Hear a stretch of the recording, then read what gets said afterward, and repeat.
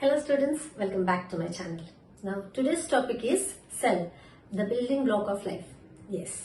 तो if you are a kind of a student जिसको lesson समझना है, जिसको रट्टा नहीं मारना है, then you are at the right place.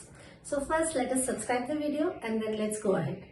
हम इस चैनल पे सारी चीजें theoretically नहीं देखेंगे, सारी चीजों को हम एकदम definition wise नहीं देखेंगे. We will see it in a way that we understand. Easy, simplest form में हम सीखेंगे. And if I feel कि कोई चीज imagine करने में बहुत ही मुश्किल हो रहा है, then I'll definitely add a video so that it helps you learn better. ठीक है? So let's continue. And in between, wherever you have any doubt, comment section will always be open for you. Do comment and I'll reply as fast as possible. तो चलो शुरू करते हैं. Now, first, before understanding what is cell, before going into the definition part, वो सब करने से पहले let us dive a little deeper and understand. चलो time travel करते हैं. 3.5 to 4 billion years back if we travel on Earth, तो Earth पे climatic condition इतना अच्छा नहीं था. There were volcanoes all around. It was hot, and there was lots of toxic gases. तो सर्वाइव करना बहुत ही मुश्किल था. And there were no plants, no animals, no humans, no life, nothing. It was a barren volcanic planet.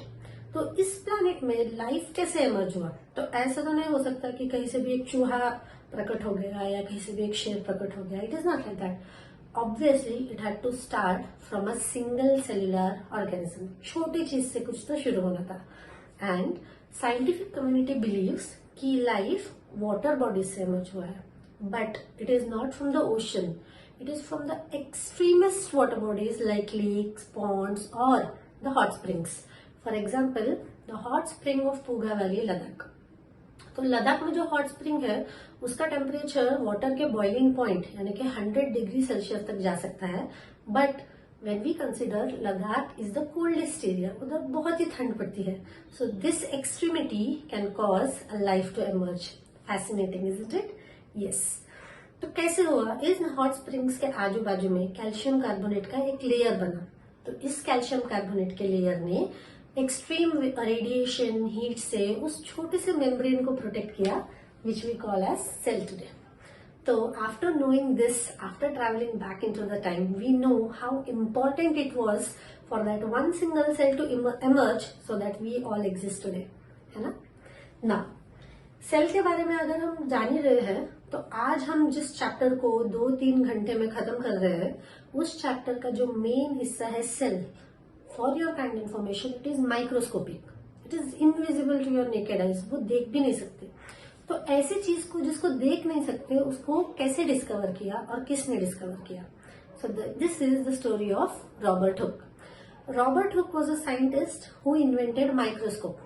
अभी जैसे ही उसने microscope invent किया, उसको सारी चीजों को मैग्नीफाई करके देखने का एक्साइटमेंट था. So he was doing all that and he took a cork cell. Cork is the dead bark of the tree. उसने उस सेल को लिया और एक्साइटेडली गया और उसको माइक्रोस्कोप के अंदर एग्जामिन किया. So when he did that, he saw these square small rooms inside the bark. So these rooms were named as cells from him. इसके बाद बाकी बहुत सारे मॉडर्न माइक्रोस्कोप का इन्वेंशन हुआ. उन माइक्रोस्कोप से हमें और भी सेल के अंदर जाके उनके कंपोनेंट्स को भी सीखने मिला. Now when we know who discovered cell, now let us see the notes of this. All the points which I have told in this video I have written here. You can take a note of this in your notebook. I have also put one copy in the Instagram. Do go there and follow, and let's meet tomorrow.